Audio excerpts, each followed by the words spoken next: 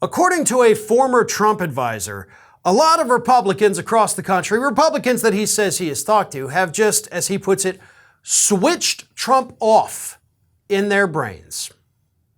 Now, if this was a former advisor that was still on good terms with Trump, I would probably put more stock into what they're saying. Unfortunately, it's John Bolton. John Bolton and Donald Trump, of course, did not get along very well, and Bolton was basically forced out of the Trump administration because even he was a little too hawkish for Donald Trump. So they didn't get along the best. They don't have an ongoing relationship. Nevertheless, Bolton did sit down with The Guardian recently where he told them this, quote, "There are a lot of reasons to be against Trump being the nominee, but the one I'm hearing now as I call around the country, talking to my supporters and others about what happened on 8th of November, is the number of people who have just switched Trump off in their brain.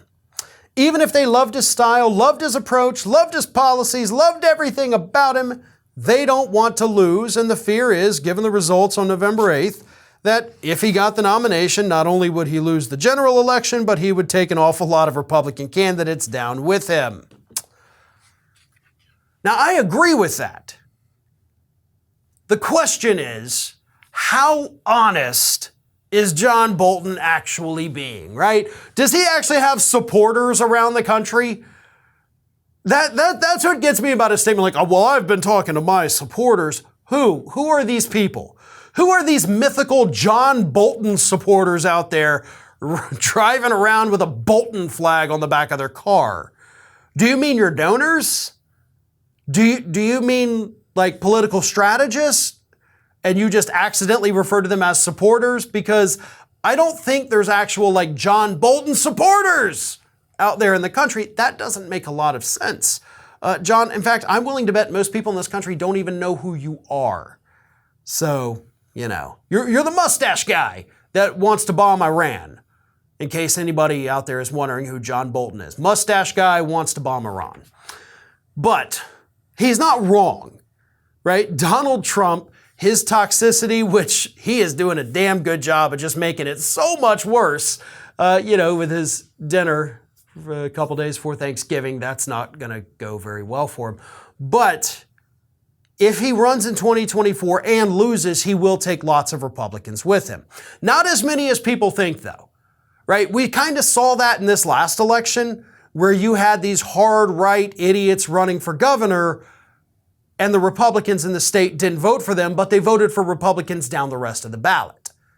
Now, not always. So yeah, you could see a couple seats that likely would have stayed Republican flip back to Democrat, but it's not going to be, I think, really enough to be like, holy crap, we've got a massive blue wave on our hands. I'd love for it to be, but I don't think it will be. But the thing about this, the reason I think this is an important story, is because, as I've repeatedly said, since the midterms, more and more Republicans, including those who have been close to Donald Trump, like John Bolton, are willing to come out and publicly attack him. You know, that is not something we saw 2 years ago. Every now and then there'd be one Republican here or one there. Usually it was Chris Christie, both cases. They'd say something bad about him, but they'd always kind of like pepper it in with some good, like, oh, he's a bastard, but he's a clever bastard. You know, it was never really a full-on attack until after January 6th. And even then it was only a few voices, but now those voices are getting louder and there's more voices joining in. And as long as that continues to happen, it's going to zap away a lot of Donald Trump's momentum, which I don't even know that he has momentum right now. But make no mistake, even if these anti-Trumpers don't take down Donald Trump in the primary, they'll then rally for him for the general. That's what's going to happen. At the end of all of this, if Trump is the nominee, by God, these Republicans are going to jump behind him quicker than you have ever seen anybody jump. That's just what happens. So be prepared for that. Be prepared for all the hypocrisy, because if they can't take him down, eventually they're going to join him. This is Hattie. Hattie wants to know why you have not subscribed to our channel. You obviously like our videos, so do us a favor and subscribe.